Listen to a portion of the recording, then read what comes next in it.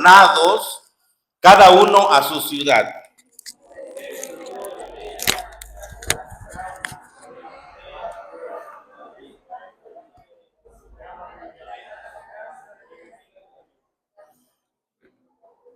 Para ser empadronado con María, su mujer, desposada con él, la cual estaba encinta.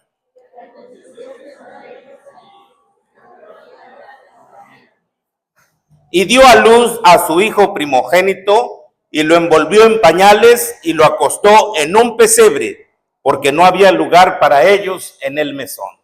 Busquemos ahora, hermanos, lo que nos dice 2 de Juan.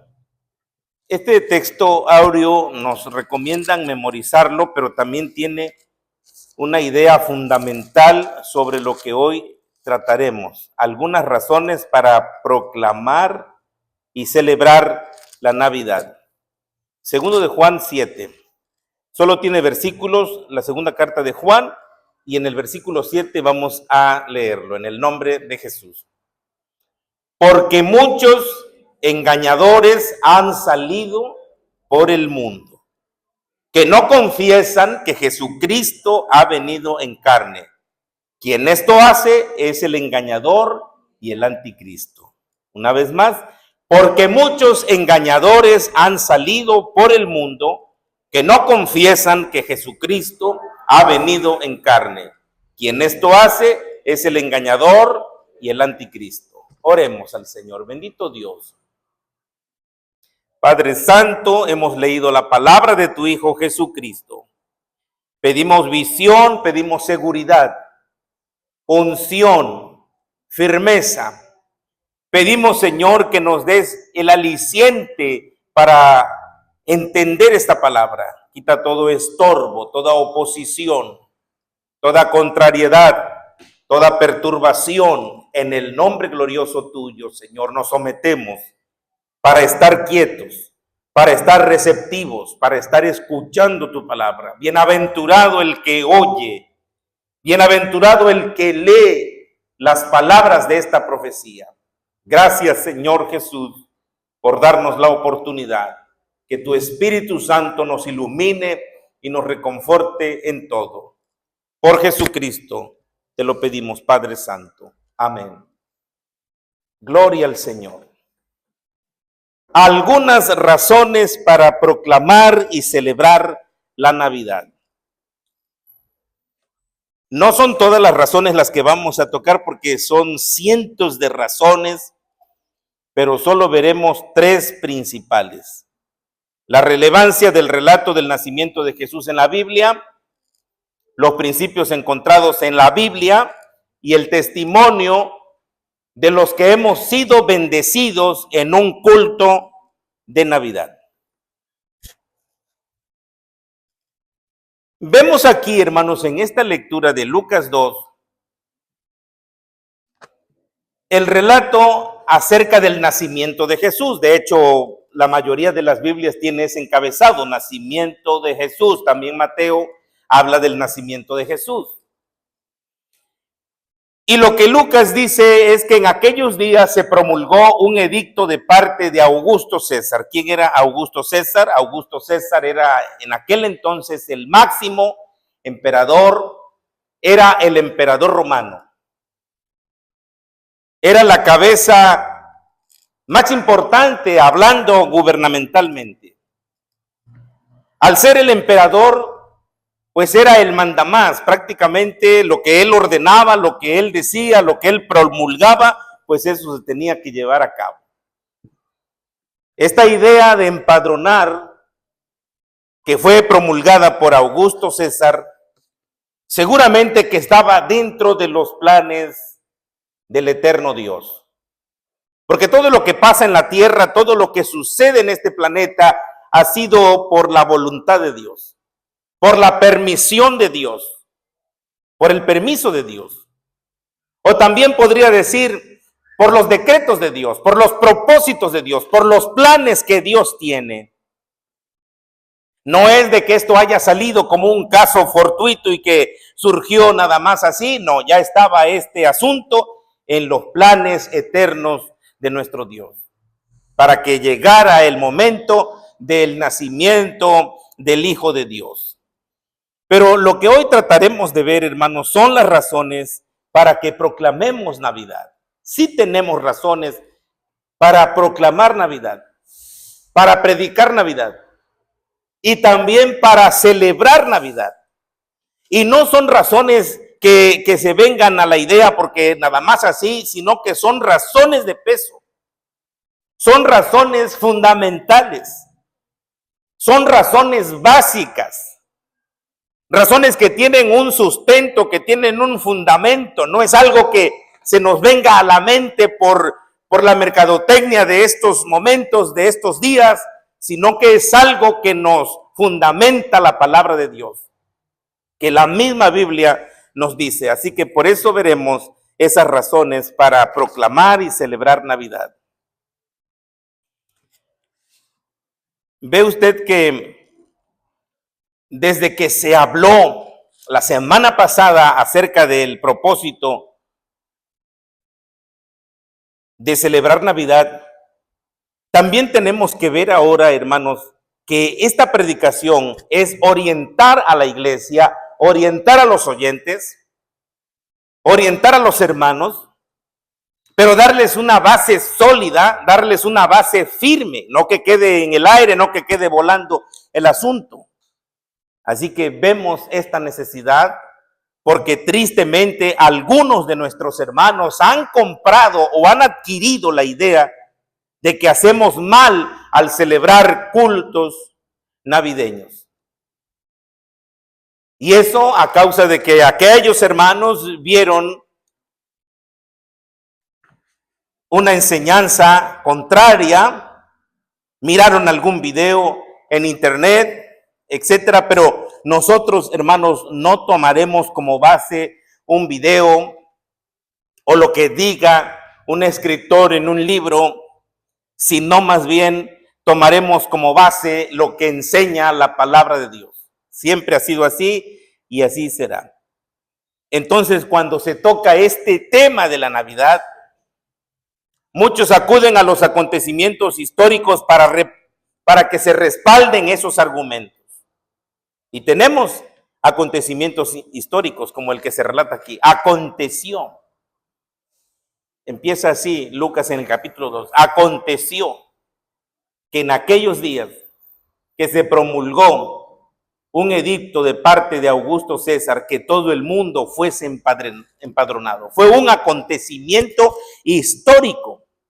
Lo dice la Biblia, pero también lo dice la historia. Ese censo también lo testifica la historia. Algunos historiadores romanos hablan de ese censo. Y aún el historiador judío Flavio Josefo también habla de ese censo, que son historiadores que están afuera de la Biblia, no son escritores de la Biblia, pero que ellos hablan de ese censo como un acontecimiento real, como una realidad.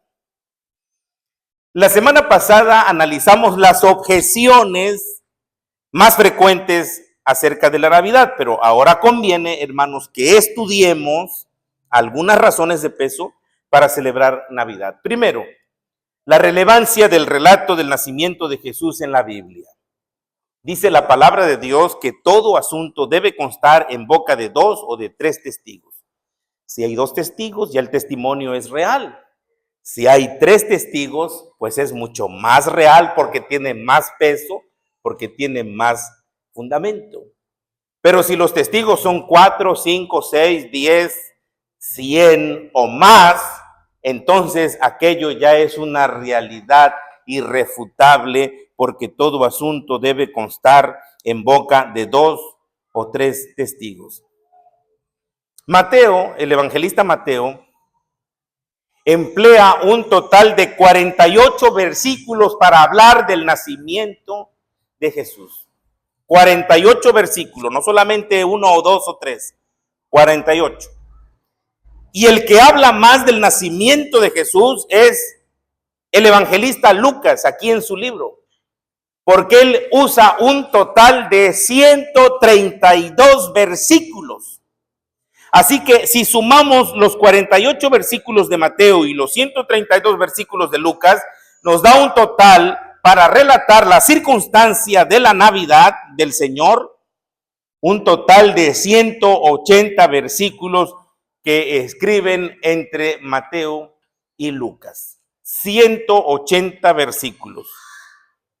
Hay una pregunta, ¿sabía usted que esta cantidad de versículos es mayor que cada uno de los siguientes 20 libros de la Biblia? ¿Cuáles libros? El libro de Esther. El libro de Esther solo tiene 167 versículos. El libro de Santiago, 108 versículos. El libro de Lamentaciones, 154 versículos. Cantar de los Cantares tiene 117 versículos. Primera de Pedro, 105 versículos.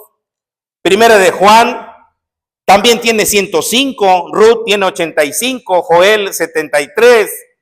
Segunda de Pedro 61. Habacuc 56. Malaquías 55 versículos. Sofonías 53. Nahum 47. Todos esos libros completos. Jonás 48, Ageo 38, Filimón 25, Judas 25, Abdías 21, Primera de Juan 13 y Segunda de Juan 15 versículos, únicamente. Así que esos libros que he mencionado son libros canónicos, son libros inspirados por el Espíritu Santo, igual también lo que escribió Mateo es inspirado por el Espíritu Santo. Lo que escribió Lucas es inspiración de Dios, es inspiración divina. ¿Qué se quiere decir con todo esto? Si el relato del nacimiento de Jesús ocupa un espacio mayor que cada uno de esos 20 libros de las Sagradas Escrituras, 12 son del Antiguo Testamento y 8 del Nuevo Testamento, entonces tales porciones, amados hermanos, merecen ser leídas. Tales porciones merecen ser estudiadas. Tales porciones merecen ser investigadas, especialmente una vez al año cuando se celebra Navidad. No solo por su longitud, de que son varios versículos, que son 180, sino por el hermoso contenido que tienen esos relatos. No supiéramos nosotros si Mateo y Lucas, inspirados por el Espíritu Santo, no hubieran escrito estos relatos. ¿Cómo íbamos a saber de que en ese tiempo del empadronamiento llegó el tiempo de que María dio a luz y que Jesús nació? No sabríamos, pero se relata aquí en este evangelio. Así que eso es un peso fuerte, es algo fundamental. De estas páginas, hermanos, de esos textos, de esos 180 textos, se sacan obras de teatro. De esos 180 versículos se han sacado películas que las han proyectado en cines a nivel mundial.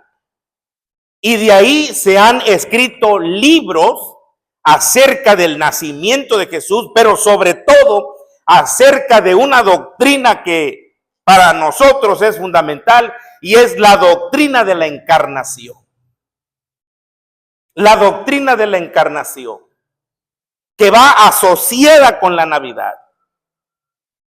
Y es que automáticamente, hermanos, ya nuestra mente tiene que estar enseñada que cuando nosotros leamos el término Navidad o escuchemos el vocablo Navidad, ya nuestra mente se va a dirigir al nacimiento de Jesús. Al nacimiento de Jesús. Porque si nosotros leemos Navidad o escuchamos Navidad, pero nuestra mente está enfocada en las luces, en el pinito, en los regalos, en la cena, en Santa Claus, en otras cosas, entonces quiere decir que ya estamos desenfocados. Si al escuchar esa palabra Navidad estamos pensando en el aguinaldo, estamos pensando en el dinero, en las vacaciones, en la visita, entonces ya no estamos enfocados mentalmente en lo que debe de ser. Pero para nosotros Navidad es nacimiento. Nacimiento de la vida para ti, dice el idioma latín. Nacimiento de la vida para ti. Y es nacimiento de la vida para mí. Y es nacimiento de la vida para cada uno de nosotros. Pero ya nuestra mente automáticamente tiene que pensar en eso y no tiene que pensar en las otras cosas que son superfluas y que además el mundo las ha abrazado y las obtiene. Y la mercadotecnia, hermanos, por todos lados. Porque esto es un tiempo de venta, un tiempo de compra, un tiempo de comercio, un tiempo de subir y bajar, un tiempo de correr y de olvidarse del principal objetivo de la Navidad y del principal propósito de la Navidad, porque el principal objetivo de la Navidad es Jesús. Jesús nació. Entonces, esos 180 versículos son más que suficientes. Por eso, en este punto, la relevancia del relato del nacimiento de Jesús en la Biblia es relevante y es fundamental porque está en la palabra de Dios. Créame que si estos textos o si estos relatos no estuvieran en la Biblia, entonces no tendríamos por qué celebrar. No tendríamos por qué hacer ningún servicio de Navidad, nos reservaríamos ese asunto y no lo haríamos, pero la Biblia lo expresa, la Biblia lo dice, la Biblia lo enseña. Y mire que cuando estudiamos a profundidad cada uno de esos textos, extractamos la sabiduría de Dios y el pensamiento de Dios acerca de la encarnación de su Hijo. Cosas tan profundas, cosas tan sublimes, cosas tan maravillosas que aquí están, hermanos, en estos versículos de la palabra de Dios.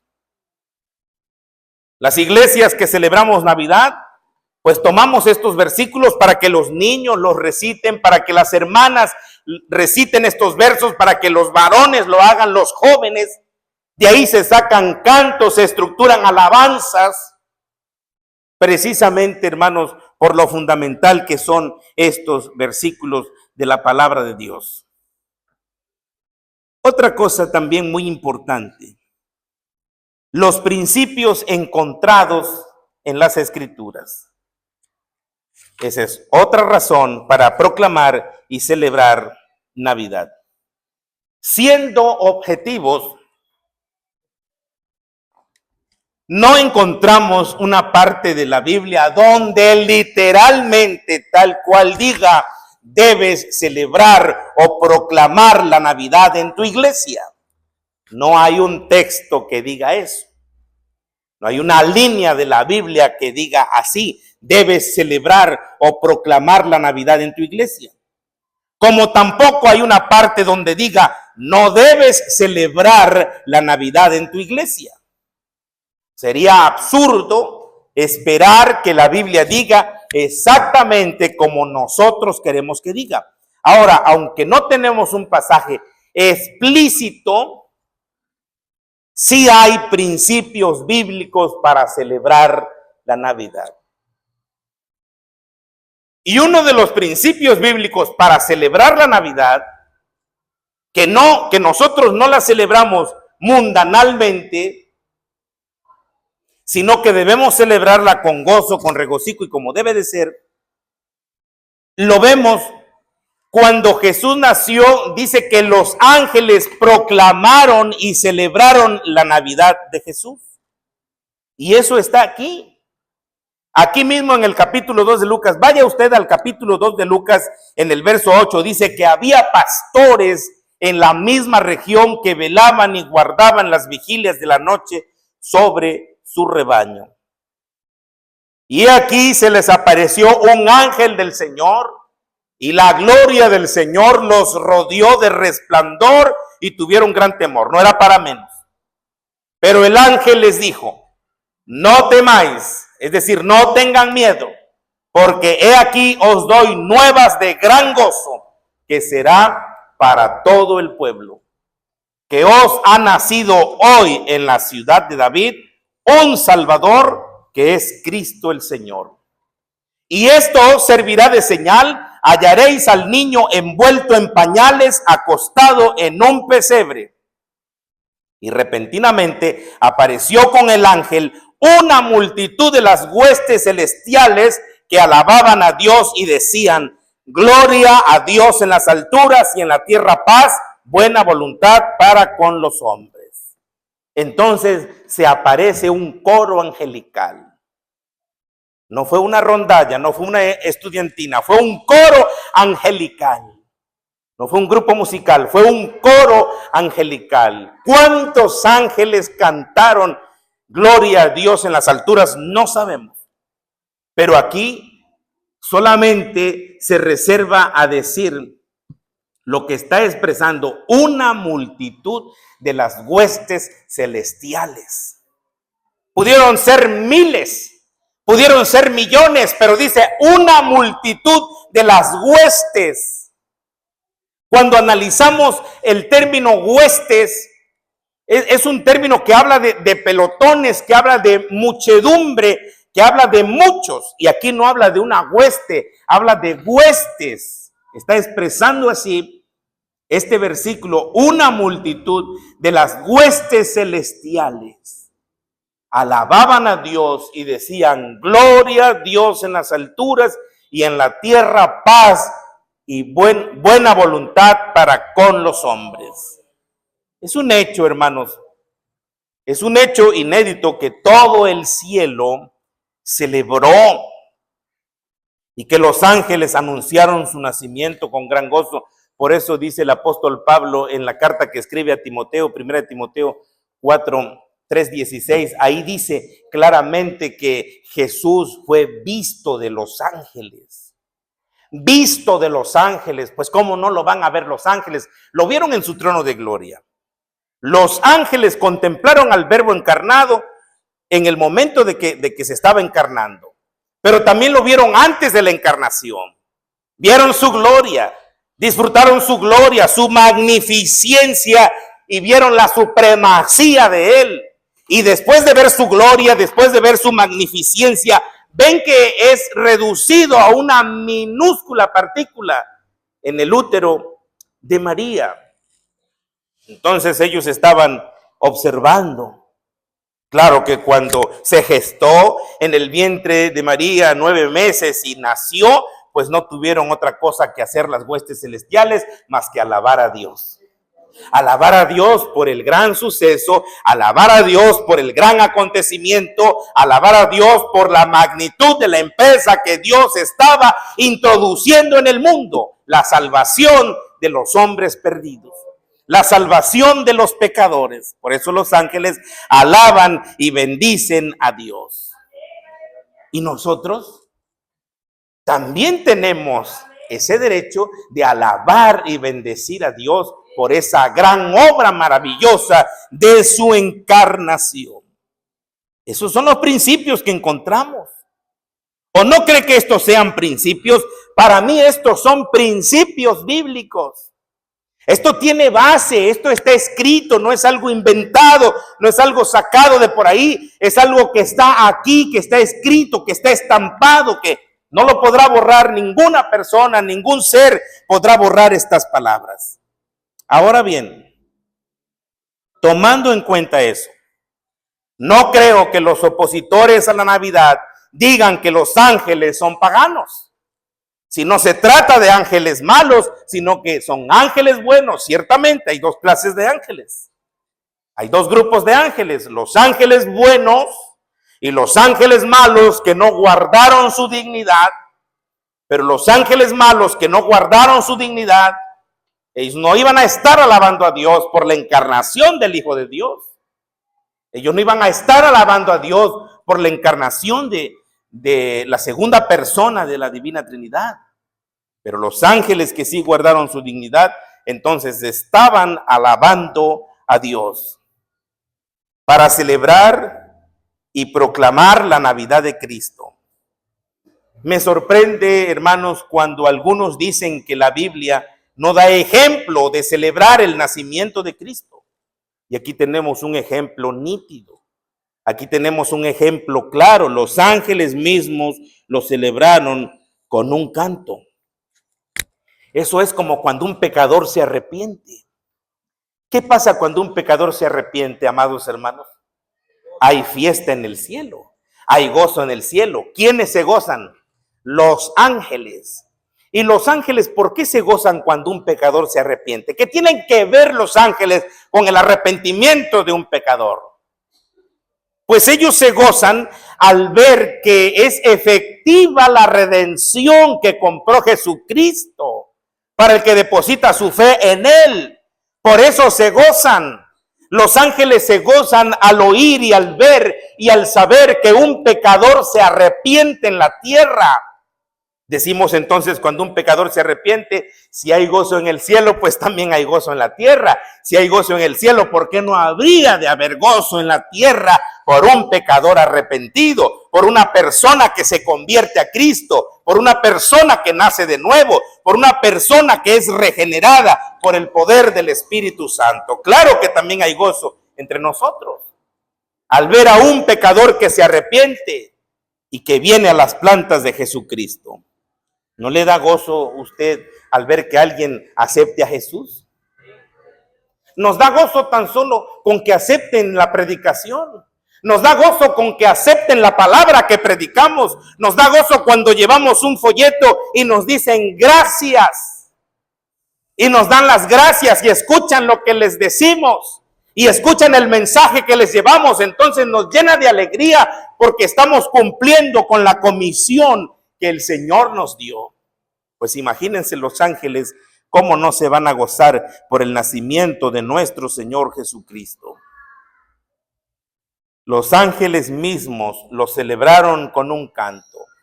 El verso 14 lo leímos: gloria a Dios en las alturas y en la tierra paz, buena voluntad para con los hombres. ¿Sabía usted que los ángeles nada pueden hacer si no es por mandato de Dios? Y que los ángeles están a la orden de Dios y que ellos no se mandan a sí mismos y que cuando hacen algo es porque Dios se los ha ordenado. Los ángeles están esperando que Él les dé una señal. Ellos están mirando el rostro de Dios, el rostro de Jesús, y están viendo y están al tanto de que les dé una orden. Inmediatamente que se les da una orden, inmediatamente la ejecutan, inmediatamente la llevan a cabo, porque están esperando eso.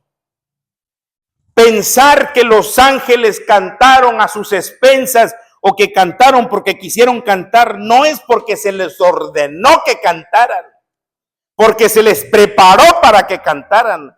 Porque se les dijo, yo creo que se les dijo, cuando nazca ustedes van a cantar.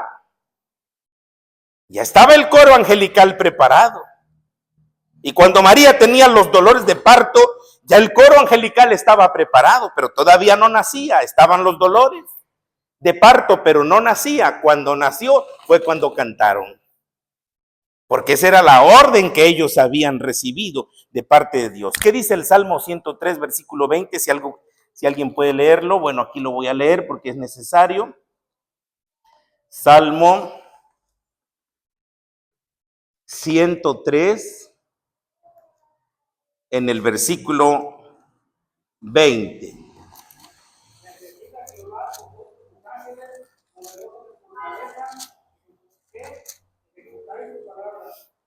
Muy bien, la última parte. Los ángeles ejecutan la palabra de Dios. Eso es lo que quiere decir el verso 20. Bendecid a Jehová vosotros sus ángeles, poderosos en fortaleza, que ejecutáis su palabra. La palabra es ejecutada por ellos. Ejecutáis es llevar a cabo la palabra. Es obedecer el mandato, obedeciendo a la voz de su precepto, obedeciendo lo que Él dice. Eso es ejecutar la palabra, obedecerla. Si a mí me dicen, hermano, ejecuta la palabra, eso quiere decir obedece la palabra. Si se les dice ejecuten la palabra de Dios, se les está diciendo obedezcan la palabra, obedezcan la voz de su precepto. Entonces ya ven que estos cantaron no porque quisieron cantar, sino porque obedecen a la voz de Dios. Los ángeles obedecen. Y hay una pregunta. ¿Es la encarnación del Hijo de Dios un evento digno de celebrarse? La respuesta es sí. Claro que sí. Por supuesto que sí. Y una de las formas en la que los cristianos celebramos la Navidad únicamente es cantando y predicando. Cantando y predicando. Y si le agregamos comiendo, bueno, pero primero cantando y predicando. Comiendo y bebiendo, pero no bebidas embriagantes. No como se celebra la Navidad en el paganismo. Los pastores lo celebraron con gozo en la Navidad de Jesús, lo está diciendo el verso 15 al 20. Ahí dice, sucedió que cuando los ángeles se fueron de ellos al cielo, los pastores se dijeron unos a otros, pasemos pues hasta Belén y veamos esto que ha sucedido, que el Señor nos ha manifestado, que era una manifestación de Dios. Verso 16, vinieron pues apresuradamente y hallaron a María y a José y al niño acostado en el pesebre. Y al verlo, dieron a conocer lo que se les había dicho acerca del niño. Y todos los que oyeron se maravillaron de lo que los pastores les decían. Qué maravilloso relato. Los pastores fueron a ver al pesebre, fueron a verle con reverencia, con expectación y con alabanza en su corazón. De la misma forma nosotros, hermanos, con alegría y con reverencia, el hecho de que el Verbo se encarnó, aprovechamos esta ocasión para proclamar y para decirle a la gente el verdadero significado de la Navidad. La Navidad fue anunciada, fue celebrada por pastores, hombres humildes, fue anunciada y celebrada por unos magos, hombres de ciencia, fue anunciada y celebrada por una multitud de ángeles, que estos eran seres celestiales. Que quede claro que en ese tiempo todavía, hermanos, no surgía el catolicismo romano, por lo que es incongruente decir que la Navidad es de origen católico romano. La Navidad no es de origen católico romano. La Navidad tiene su origen desde el nacimiento de Jesús. Que esa fue la primera Navidad. Y de ahí para adelante se han celebrado muchas Navidades. Que la iglesia no celebró la Navidad en el primer siglo es cierto, que no la celebró en el segundo siglo también es cierto, que la vino a celebrar hasta después del cuarto siglo, pero porque era necesario, porque era importante. Hermanos, la palabra nos marca celebrar las obras de Dios, y esta es una obra de Dios. Esa es otra razón. Celebremos las obras de Dios. Qué obra tan grande es la encarnación de Jesucristo. Entonces, como ya mencioné, los ángeles del cielo celebraron y proclamaron la Navidad de Jesús. La Biblia nos manda que prediquemos el evangelio a toda criatura. Ese mandato está en Mateo 28, del 19 al 20. Y eso es lo que hacemos en Navidad, predicar el evangelio, proclamar el propósito de la encarnación de Jesucristo, vivir una vida santa también, vivir una vida ejemplar para entregarla como expiación por el pecado de la humanidad. Esa fue la vida que vivió Cristo, una vida santa, una vida ejemplar, y luego entregó su vida en expiación por el pecado de la humanidad cuando Él muere en la cruz del Calvario. Si Dios lo anunció a través de sus profetas antes de que Jesús viniera a nacer, ¿por qué nosotros no lo habríamos de hacer? Si Dios lo anunció, nosotros también.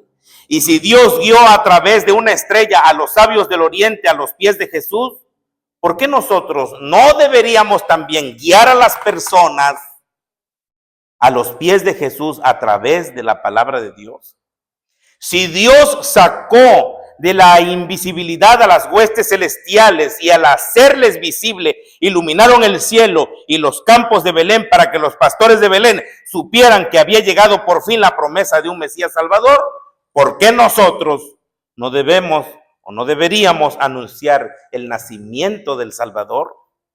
Nosotros no predicamos a Constantino, predicamos a Cristo. No predicamos a Tamuz, porque cuando celebramos Navidad nos dicen que estamos adorando a Tamuz. No estamos adorando a Tamuz, ni estamos predicando a Constantino, uno de los emperadores romanos que le dio libertad al pueblo para el cristianismo. No estamos predicando a estas personas, ni nada de esa basura. Nosotros, la iglesia, proclamamos que Jesucristo vino en carne y lo hizo. También la primera iglesia proclamando que Jesucristo vino en carne. Ese texto que leímos de Segunda de Juan,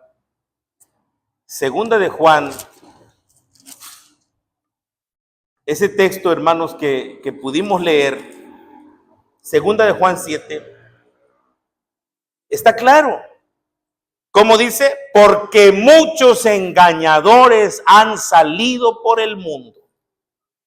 Muchos mentirosos, falsos predicadores, falsos portavoces, falsos pregoneros. Muchos engañadores han salido por el mundo que no confiesan, no quieren confesar que Jesucristo ha venido en carne. ¿Y por qué no quieren confesar que Jesucristo ha venido en carne? Porque al diablo y a las huestes malignas no les conviene eso. Y quien esto hace es el engañador, el anticristo. Por eso no confiesan que Jesucristo se manifestó en carne, que Dios se manifestó en carne. Cuando Pablo le escribió a Timoteo, le dijo, grande es el misterio de la piedad. Primero le dice, indiscutiblemente, grande es el misterio de la piedad. ¿Y qué tan grande es el misterio de la piedad? Que Dios fue manifestado en carne, que Dios fue visto de los ángeles, que Dios fue justificado en el Espíritu y que Dios fue predicado a los gentiles y que Dios fue creído en el mundo y que Dios fue recibido arriba en gloria.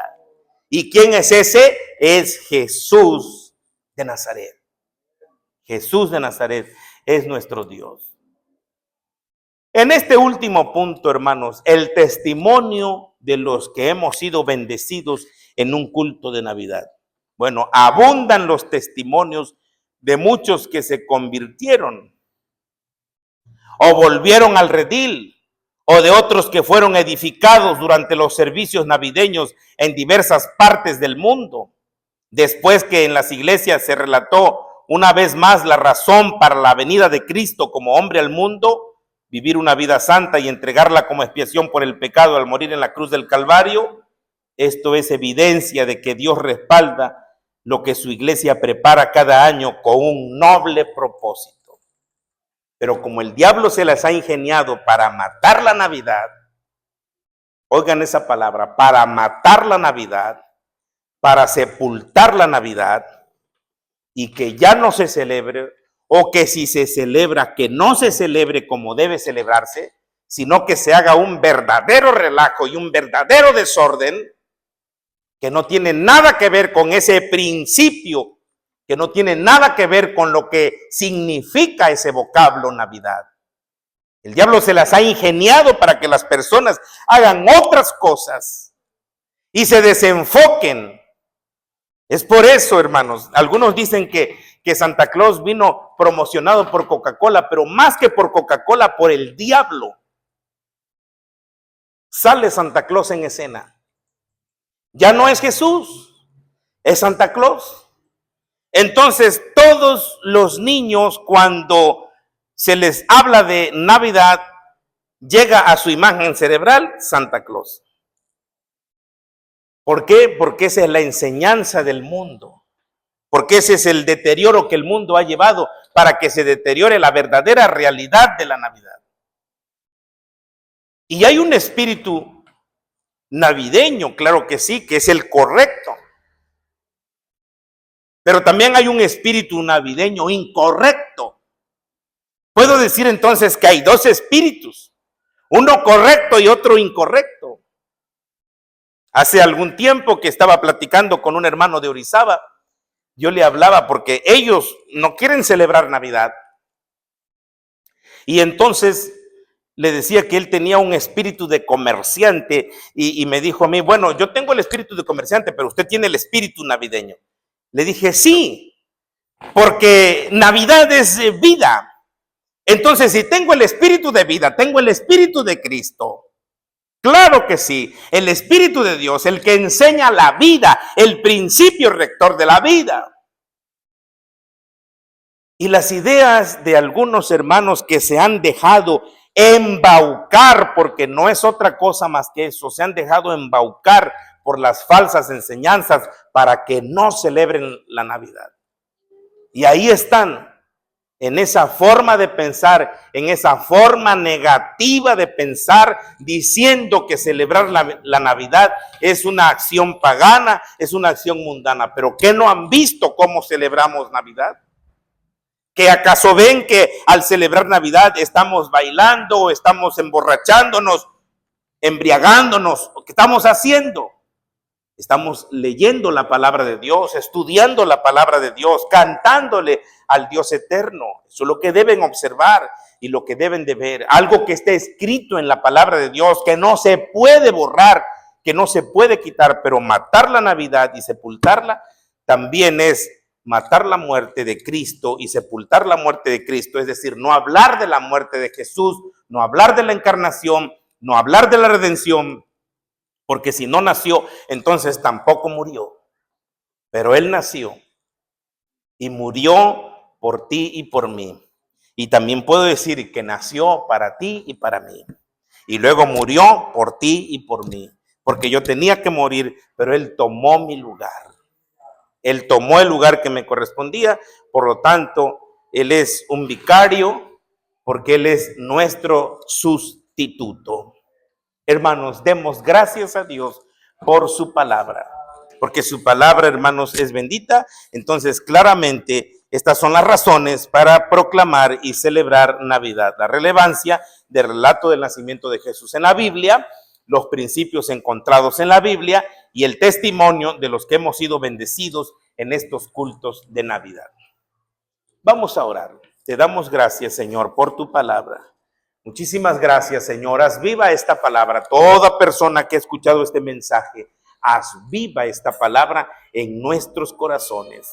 Haz viva esta palabra en nuestros corazones. Quita todo estorbo, quita toda penumbra, quita toda oscuridad, Señor. Quita toda obra maligna y ayúdanos para superarnos ante la adversidad. Ayúdanos, Señor, para concentrarnos en mente, en alma, en espíritu y en cuerpo a ti solamente y a tu palabra. Bendice a la congregación. Bendice a tu pueblo, Señor. Muchas gracias